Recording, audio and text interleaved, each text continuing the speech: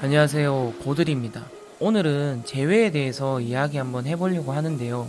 이해를 돕기 위해서 이야기처럼 풀어보겠습니다. 1년 정도 연애를 하다가 결국에는 헤어졌어요. 그 이유는 다른 연인처럼 잦은 싸움이었죠. 그렇게 헤어짐과 다시 만남을 반복을 하다가 결국에는 완전히 헤어졌습니다. 그리고 1년 정도 지난 후 다시 재회를 했어요.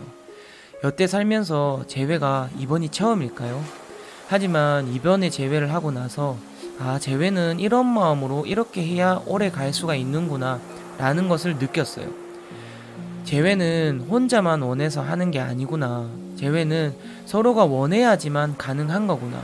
그리고 이 순간의 아픔을 잊기 위해서가 아닌 정말 진심으로 상대방을 원해야 되는구나 라는 것들이요. 처음에 헤어지고 얼마 지나지 않아서 상대를 바로 만났을 때도 상대의 빈자리가 컸었어요. 하지만 그뿐이었거든요. 나만 재회를 원했고 제가 매달렸어요. 그러니 여자친구는 끝내 못 이겨서 받아준 적이 더 많더라고요. 이런 생각이 들었어요. 재회는 혼자만 원해서 되는 게 아니구나. 설사 혼자만 원해서 재회를 했다 해도 얼마 지나지 않아 다시 이별하는 게 바로 이 이유 때문이라는 것을요.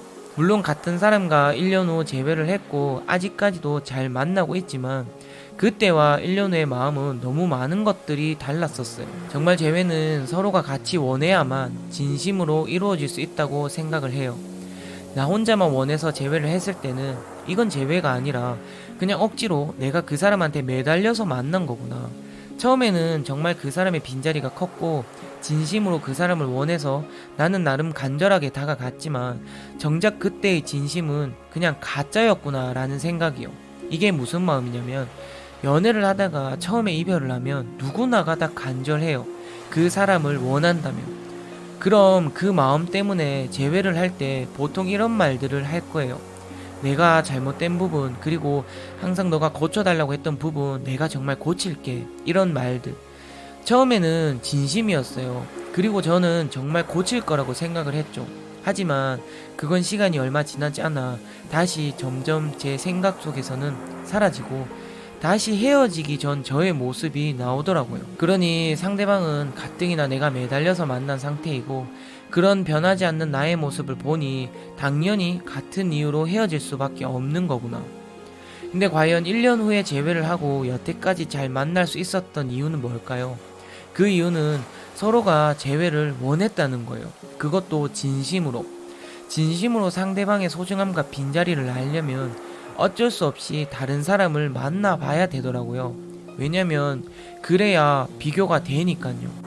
비교 대상이 없는 상태에서는 아무리 비교를 해도 그건 사실적이지가 않았어요.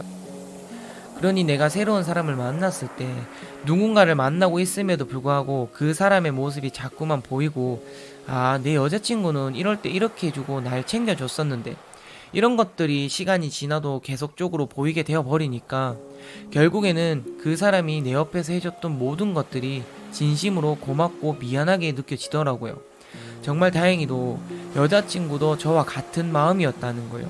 그렇게 둘이서 재회를 하고 만나다 보니까 처음에 헤어지기 전 서로의 안 좋은 모습들은 누가 먼저 이거 안 하기로 했잖아 가 아니라 이제는 정말 그러고 보니 우리 예전에 불만이었고 잘 안 맞다고 생각했던 것들이 정말 고쳐졌네 라는 이야기가 저절로 나오더라고요.